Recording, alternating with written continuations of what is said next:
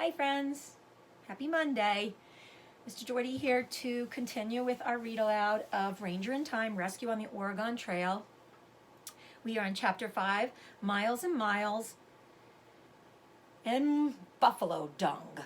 So buffalo dung is buffalo poop. So dried out buffalo poop. So let's get to it. Get on now, Fergus. Get on, Jed. Pa hollered at the oxen from his horse. He and the other men rode their horses alongside the teams of oxen to keep them moving. Sam wished he were older so he could help, but all he could do was walk with Lizzie and Ma and the other women and children. Amelia rode in the wagon most of the time. When she did get out to walk, the new dog stayed close and nudged her every time she slowed down.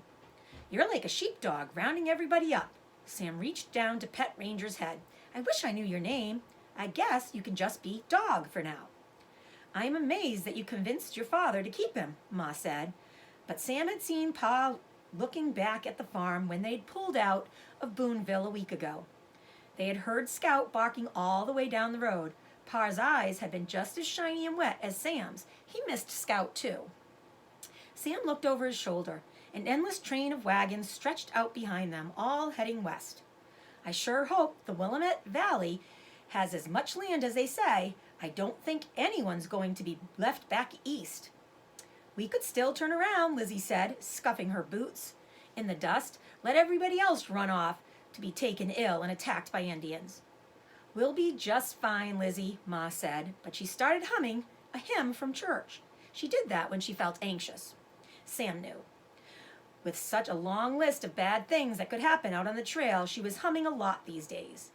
Mr. Palmer says most of the Indians are friendly and just want to trade, Sam said. He says some will help with river crossings. Well, that's good, Ma said, and her humming quieted down. Ma and Pa trusted Mr. Palmer's book. The guidebook also said that traveling in groups made the journey safer, and there were 20 wagons in the Abbott's train. Sam's family and 9 others were from Missouri, all hoping to settle on better farmland out west. The Harrigans and Middletons from Iowa had the same goal, along with Dr. Loring and his wife, plus 6 other families from Indiana. Sarah Ferguson and her parents were part of the wagon train too.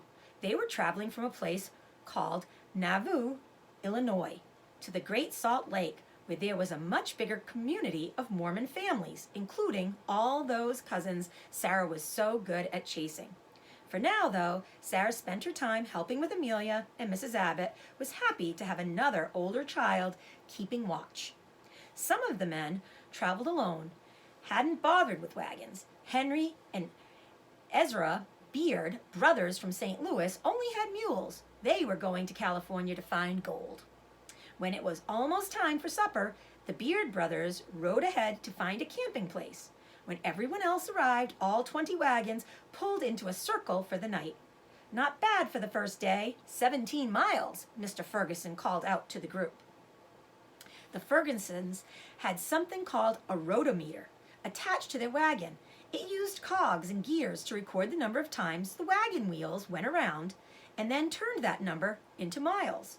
Sarah told Sam it was invented a few years ago by a couple of Mormon pioneers who got tired of counting the wagon wheel rotations to measure distance. Can you imagine? They tied a rag to the wheel to make it easier to count rotations, she said. 360 turns made a mile. Probably helped pass the time, Sam said, reaching down to scratch Ranger's ear. There wasn't much else to do while you walked along with the wagon. He was glad they were done traveling for the day. Pa unyoked the oxen for the night, and Ma let the chickens out to peck for bugs and worms in the grass. Sam and Sarah and the other children gathered wood for the fires.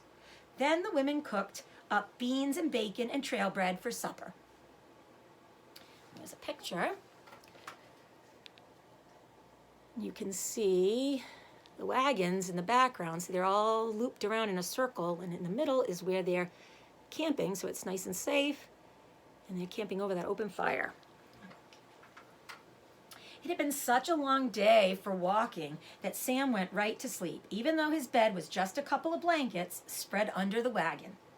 He drifted off to the sound of the horses chewing and fussing. Mr. Harrigan playing his fiddle, a few wagons down, and Ranger snoring softly beside him.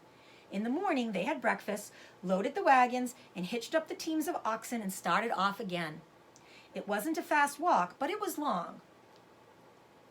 They only stopped once during the day, at noontime. Sometimes Sam ran ahead with Amelia and Sarah and helped them pick flowers for Ma and Mrs. Ferguson. Lizzie spent most of her time complaining. It was always too cold or too warm or too dusty. It was never home. Sam understood that. He missed the farm and his relatives, who'd stayed behind in Boonville. He missed Scout, but he was glad this new dog had decided to come along. It was good to have furry company, especially with Lizzie being so cranky. They made 20 miles the second day, 18 on the third, and just 12 the next day because they had to wait to... Wait a minute, let's try that again. It didn't make sense.